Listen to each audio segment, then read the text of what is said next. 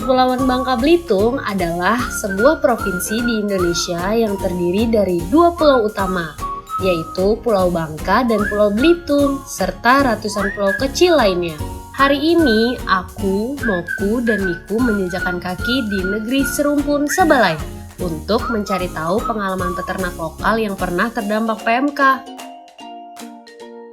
Halo guys, sekarang kita udah di Bangka Belitung. Halo teman-teman, halo semua, Moku di sini. Dadah teman-teman. Yuk kita jalan sedikit lagi, aku punya kejutan buat kalian. Wah, kejutan apa nih kak? Miku suka sekali Udah, kejutan. ikut aja, yuk. Wah, kejutan menuju apa tuh kejutan. kak? Moku Ayo. suka sekali kejutan. Hehehe.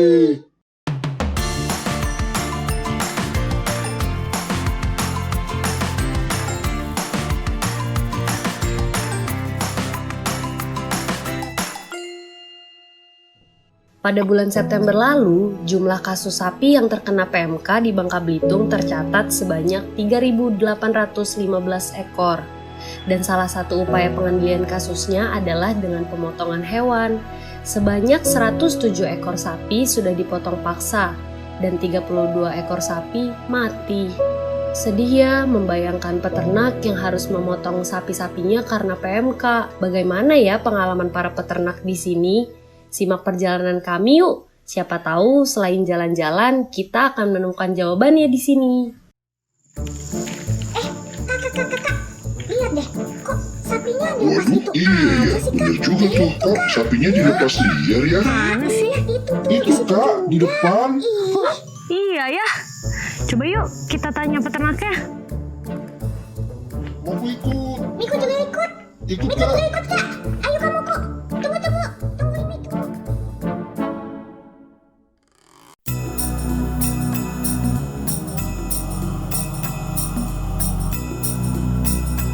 Permisi Pak. Ya Mbak, Bapak yang punya peternakan sapi lepas liar ini ya? iya, ya. Oh, dengan Betul. Bapak siapa? Bapak Saniman. Pak Saniman. Ya. Ya. Saya Nadia Pak. Saya, Miku, sama Moku. Ada yang mau ditanya-tanya sedikit boleh? Boleh Mbak, boleh. Iya pak, itu kenapa sapinya nggak dikandangin pak? Kenapa dilepas sembarangan aja? Emang nggak kena takut PMK? Tenang Moku, sabar. Satu-satu nanyanya ya ke Bapak. Jadi gimana nih Pak? Bapak udah berapa lama ternak sapi lepas liar? Udah dari dulu Mbak ini sini, udah Oh. aman kok di sini. Oh dari dulu. Iya. Berarti ini Bapak ternak liar ini ditaruh di satu lahan punya Bapak sendiri ya? Iya, punya kita sendiri. Oh, ini. jadi Ya, aman ya Pak ya? aman. Oke, terus kan sekarang lagi jalan PMK Pak. Emang Bapak nggak takut? Ya, Bu, aman di sini kok. Aman. Ya, Tapi sebelumnya Bapak sapi Bapak ada yang pernah kena PMK juga nggak? ada yang pedet-pedet itu, Oh, yang pedet tuh berarti yang yang sapi kecil, ya? anakan. Oh, itu gimana tuh Pak gejalanya sapi kecilnya bisa kena PMK? Dia tuh berbusa mulutnya seperti sariawan itu, Oh, luka itu, udah mau makan dia. langsung kena semua atau ada dari mulai satu sapi ke sapi lainnya Dari nular? satu sapi menular dia, menular. Total yang kena PMK itu ada berapa banyak? Yang kena yang mati itu sekitar 15-an yang pedet, Mbak, 15. yang mati. Oh iya, terus waktu Bapak tahu nih sapinya kena PMK, langkah pertama yang Bapak lakuin tuh apa? Ya kita obatin lah Mbak, kasih kunyit sama air gula merah itu. Oh, dikasih molase ya Pak? Ya, Oh berarti Bapak bikin racikan sendiri? iya bikin sendiri Bikin gitu. racikan sendiri, baru habis itu ke dokter hewan? Dokter hewan. Oke, terus kira-kira apa sih Pak kerugian yang Bapak rasain? Ya kerugian itu ya kalau dirupiahkan nih banyak juga ya. Kalau Oke, Pak, diwakil. karena 15 ekor sapi ya Iya. Pak, itu bibit benih untuk sapi penggemukan Iya, lagi ya Pak ya? penggemukan. Oh, gitu. Oke Pak, kalau gitu kita boleh lihat-lihat sekeliling nggak nih Pak? Ya boleh, boleh. Ke sana kali ya Pak ya? Ya, Oke, ayo. Sapi-sapi Pasaniman ternyata juga pernah kena PMK loh. Sebanyak 15 ekor sapi terkena PMK dan kebanyakan adalah pedet atau kita biasa menyebutnya dengan anak sapi. Karena menurut Pasaniman anak sapi memang memiliki daya tahan tubuh yang lebih lemah. Aduh, kasihan ya. ya bisa. Pak Seniman, Pak Seniman, Oh ya kenapa? tolong bantu sapi saya Pak. Sekarat kena PMK Pak, tolong bantuin Pak. Oh ya bisa, Ayo, saya Pak. bantu, ayo. Ayo, Ayo, Pak. ayo. Oh, boleh, boleh, boleh. Ayo Pak. Lupa Pak, lupa. Ikut Kak, mau ku ikut.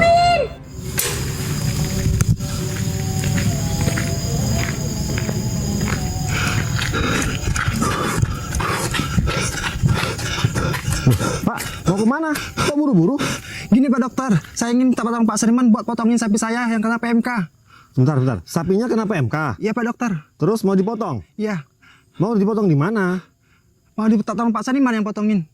Oh, baik. Jadi gini Pak, untuk sapi-sapi yang kena PMK itu ada prosedurnya kalau mau dipotong. Tidak bisa sembarangan dipotong.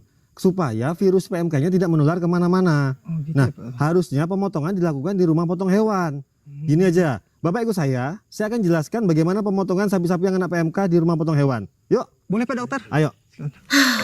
Sebuah kejadian yang mengejutkan kami alami selagi kami bercengkrama tadi. Tapi untungnya kami berpapasan dengan seorang dokter hewan yang juga merupakan Satgas PMK dari Dinas Pertanian Provinsi. Beliau memandu kami melakukan prosedur potong hewan pada ternak yang terkena PMK. Ternyata pemotongan hewan PMK sebaiknya jangan dilakukan sendiri dan kami pun lalu langsung diantar menuju rumah potong hewan.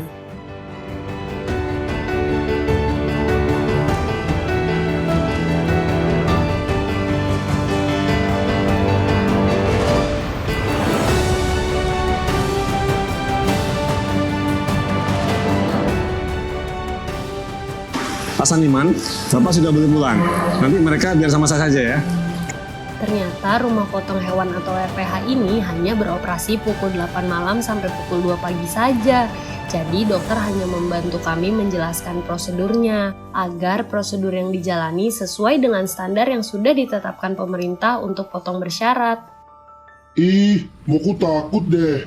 Di sini teman-teman Moku banyak yang dipotong.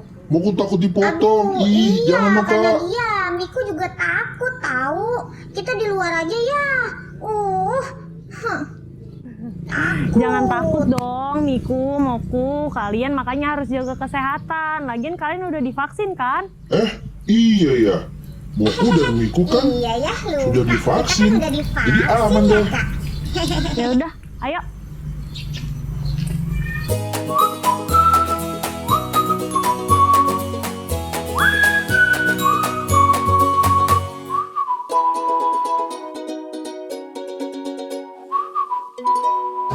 Nah, disinilah tempat kita menyembelih hewan-hewan yang terkena PMK di rumah potong hewan.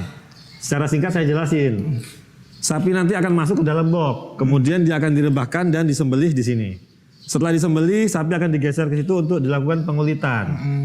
Nah, sapi yang dilakukan pengulitan kemudian dagingnya akan ditimbang dan lalu bisa dibawa ke pasar. Itu kelebihannya di rumah potong hewan.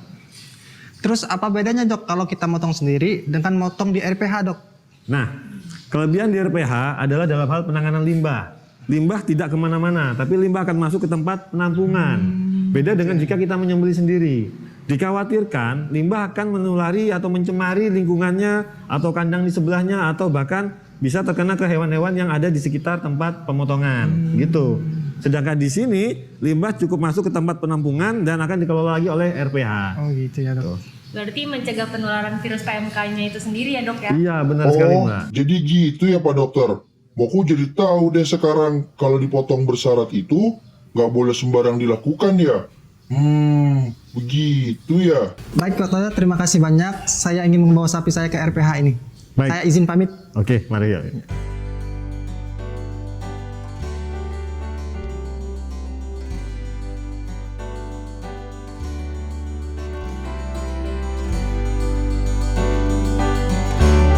Jadi Pak Dokter, kalau mau dipotong bersyarat, pengajuannya bagaimana ya Pak?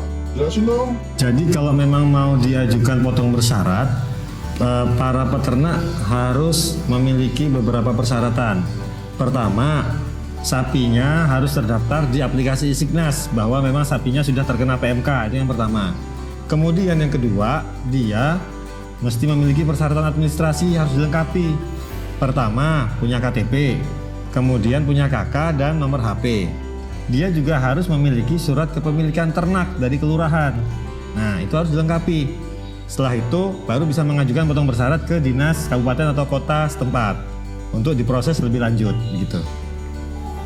Oh gitu ya Pak. Iya, Mbak. Terus ini nih Pak, saya ada yang pengen ditanyain.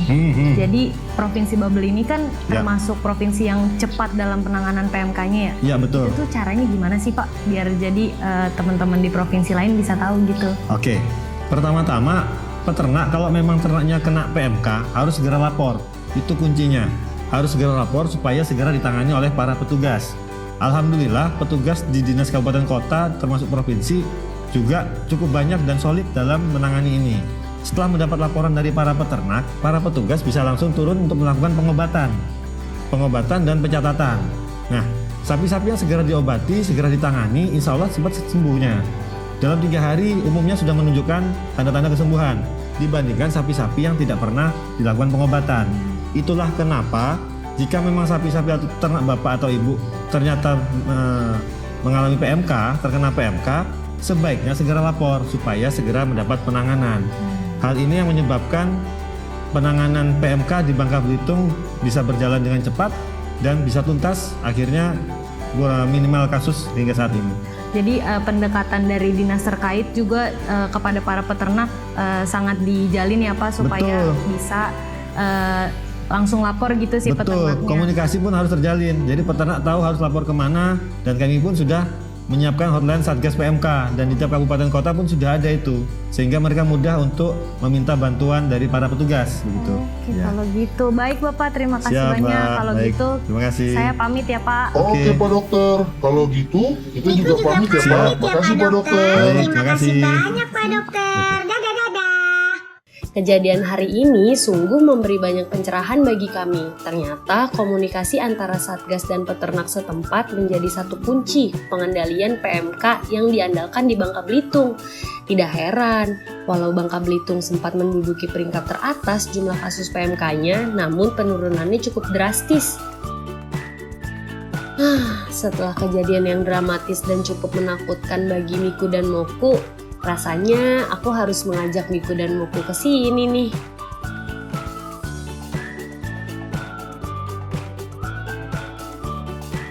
Wah, indah sekali di sini. Nah, tadi kan aku udah janji nih mau ngasih surprise ke kalian dan ini surprise-nya. Miku seneng nggak? Seneng dong Kak. Moku seneng nggak? Ya seneng dong Kak, seneng banget. Ayo. Kejar Nadia. Yuhu. Wih, tunggu Kak. Nantikan terus ya ekspedisi Moku dan Miku bersama kami. Semoga ekspedisi berikutnya semakin membuka wawasan kita tentang PMK di Indonesia. Dadah!